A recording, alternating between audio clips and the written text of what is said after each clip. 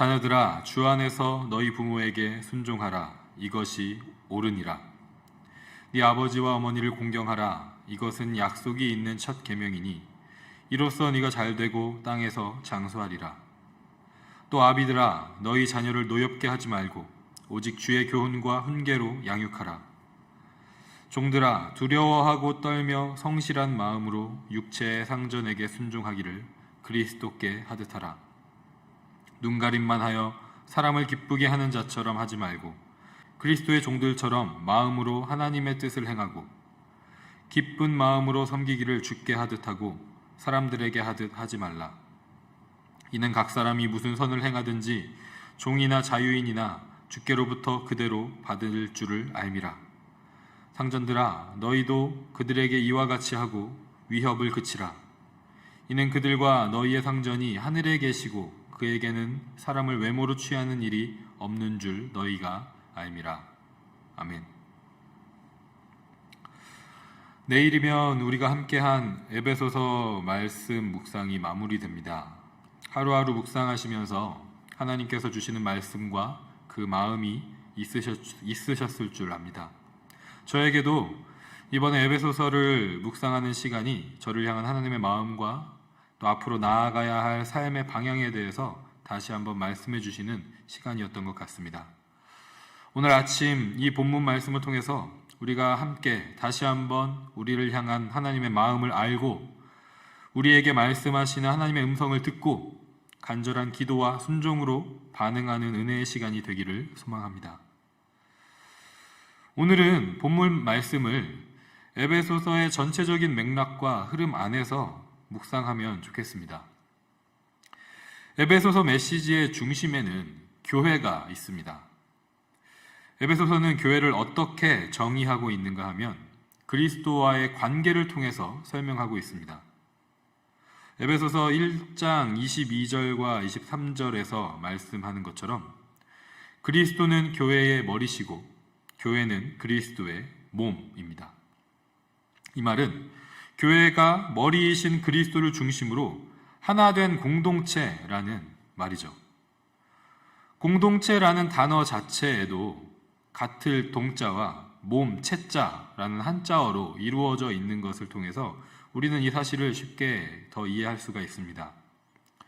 그리스도가 머리 되시고 성도가 각각의 지체를 이루어서 같은 한 몸을 이룬 것이 교회인 것입니다. 그래서 교회는 그리스도께서 생각하시는 대로 생각하고 그리스도께서 말씀하시는 대로 말하고 그리스도께서 움직이시는 대로 움직입니다. 그리스도께서 살아가신 삶을 똑같이 살아내는 공동체가 바로 교회인 것입니다. 그렇다면 그리스도의 생각, 그리스도의 말, 그리스도의 삶은 어떤 생각과 말과 삶이셨을까요? 우리가 잘 알고 있는 것처럼 그리스도의 생각과 말과 삶의 중심은 바로 복음입니다. 그리스도의 생각은 땅에 속한 생각이 아니라 하늘에 속한 생각입니다. 그리스도의 말씀은 하나님의 나라와 그 복음에 대한 말씀입니다. 그리스도의 삶은 그 복음을 실제적으로 살아낸 삶, 십자가 고난을 통해 보이시는 그 하나님의 사랑과 용서의 삶입니다. 사도 바울은 에베소서에서 이 복음을 여러 가지 단어로 표현했습니다.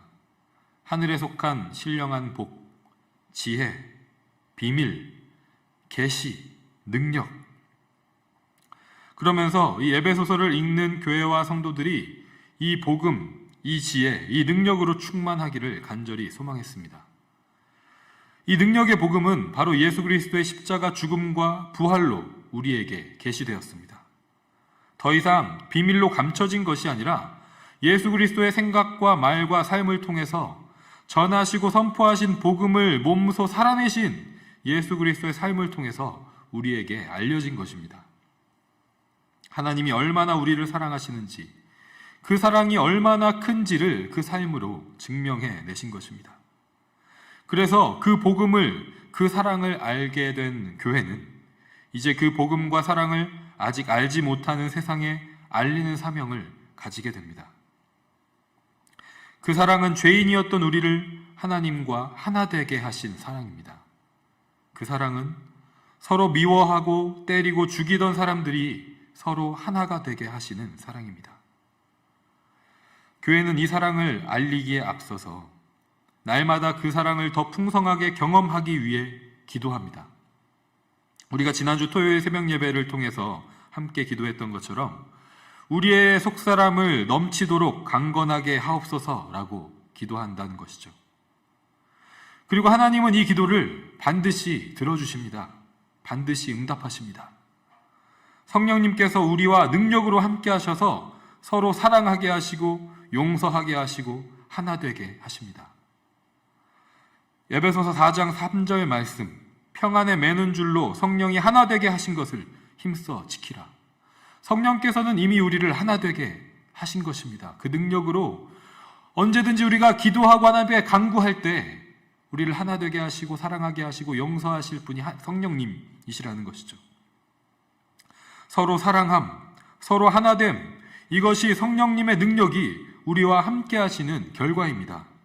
방언하고 예언하고 어떤 신비한 은사를 체험하고 경험하는 것보다도 더 확실한 증거가 바로 이것인 것입니다. 교회가 사랑 안에서 하나 되고 자라가고 세워지는 것이 진정한 성령의 능력인 것입니다. 그런데 오늘 본문 말씀을 보면 한몸 이룬 교회의 하나됨, 자라남, 세워짐은 절대 추상적인 것이 아니라 실제적인 것이라는 것을 깨닫게 됩니다. 우리 삶에 매우 실제적으로 우리 곁에 있는 실제라는 것입니다. 교회의 하나됨, 자라남, 세워짐은 우리가 맺고 살아가는 사람들과의 관계 속에서 실제로 이루어지는 것임을 알 수 있습니다. 오늘 본문은 5장 22절부터 이어지는 사람들 사이의 구체적인 관계들의 종류와 그 관계 안에서 교회와 성도가 어떻게 행해야 하는지를 말씀하고 있습니다.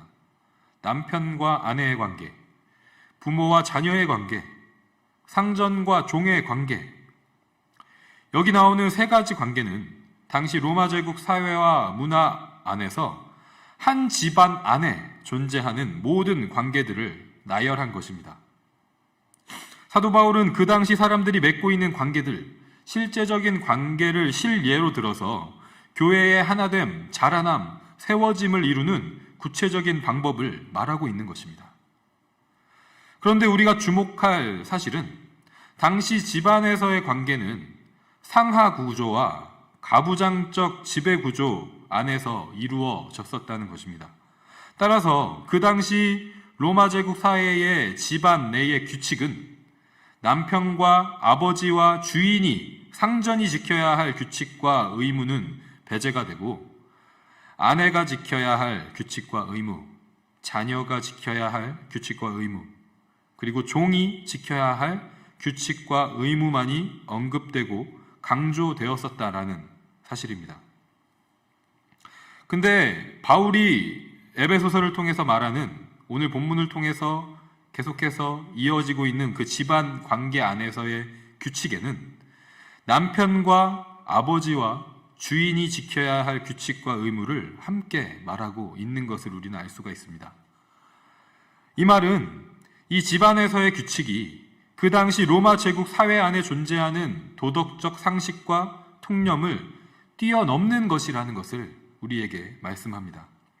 왜냐하면 이 집안 규칙은 집안 안에 존재하는 사람들 사이의 관계를 잘 하는 것만을 목적으로 한 것이 아니기 때문입니다. 바울은 이 규칙을 계속해서 예수 그리스도와의 관계, 주님과의 관계로 연결하여 설명하고 있습니다. 에베소서 5장 32절 말씀을 보면 이 비밀이 크도다. 나는 그리스도와 교회에 대하여 말하노라 라고 말하고 있고, 오늘 본문 7절을 보면 기쁜 마음으로 섬기기를 주께 하듯 하고 사람들에게 하듯 하지 말라 라고 말씀합니다. 그리고 마지막 9절을 보면 그들과 너희의 상전이 하늘에 계시고 그에게는 사람을 외모로 취하는 일이 없는 줄 너희가 알미라 라고 선포하고 있습니다. 이처럼 주어진 사람들과의 관계 안에서 사랑과 섬김으로 하나됨을 이루고 함께 그리스도의 분량까지 자라가고 세워지는 것이 한몸된 교회를 이루는 것이라는 것입니다. 그리고 이것이 교회의 머리이신 그리스도와 하나가 되는 것, 그분을 주인으로 섬기는 것이라는 것을 말씀하고 있는 것입니다. 예수님께서도 마태복음 25장에서 예수님께서 이 땅에 다시 재림하실 때에 일어날 일을 설명하시면서 양과 염소를 오른쪽과 왼쪽에 구분하시는 이야기를 말씀하십니다. 마태복음 25장 40절과 45절이 이 이야기의 결론에 해당하는 구절들인데 제가 읽어드리도록 하겠습니다. 40절입니다. 임금이 대답하여 이르시되 내가 진실로 너희에게 이르노니 너희가 여기 내 형제 중에 지극히 작은 자 하나에게 한 것이 곧 내게 한 것이니라 하시고 45절입니다. 이에 임금이 대답하여 이르시되 내가 진실로 너희에게 이르노니 이 지극히 작은 자 하나에게 하지 아니한 것이 곧 내게 하지 아니한 것이니라 하시리니. 아멘. 예수님께서 말씀하시는 것이 무엇입니까? 우리와 관계를 맺고 있는 주변의 이웃들 가운데 목마른 사람, 배고픈 사람, 나그네 된 사람, 옷이 없는 사람, 병든 사람에게 마실 물과 먹을 음식을 주고 거처를 마련해주고 옷을 입혀주고 병든 곳을 돌봐주는 것, 그들에게 행한 그 것들이 주님께 행한 것이라고 말씀하고 계신 것입니다. 그들에게 행하지 않은 것이 또한 주님께 행하지 않은 것이라고 말씀하고 계십니다. 우리가 이 땅을 살아가면서 맺는 모든 관계들 안에서, 만나는 사람들과의 관계 안에서 그들에게 행한 것이 주께 행한 것이라고 말씀하십니다. 그들을 사랑하고 섬긴 것이 주를 사랑하고 섬긴 것이라고 말씀하십니다. 주님을 사랑하고 섬기는 길은 따로 있는 것이 아니라 우리의 가족을, 아내를, 남편을, 부모님을, 자녀를, 또한 우리의 이웃들, 친구를, 직장 상사를, 직장 동료를, 특별히 어려움 가운데 도움이 필요한 연약한 이웃을 사랑하고 섬기는 것이라고 말씀하고 계신 것입니다. 사랑하는 성도 여러분, 우리가 그리스도가 머리이신 교회로 하나 되고 자라가고 세워지기를 간절히 소망합니다. 그리스도께서 우리를 사랑하신 것과 같이 우리도 머리이신 그분을 사랑하고 섬기는 교회가 되기를 원합니다. 주님은 그 방법을 너무나도 분명하게 우리에게 보여주셨습니다. 절대로 추상적이거나 멀리 있지 않다고 말씀하고 계십니다.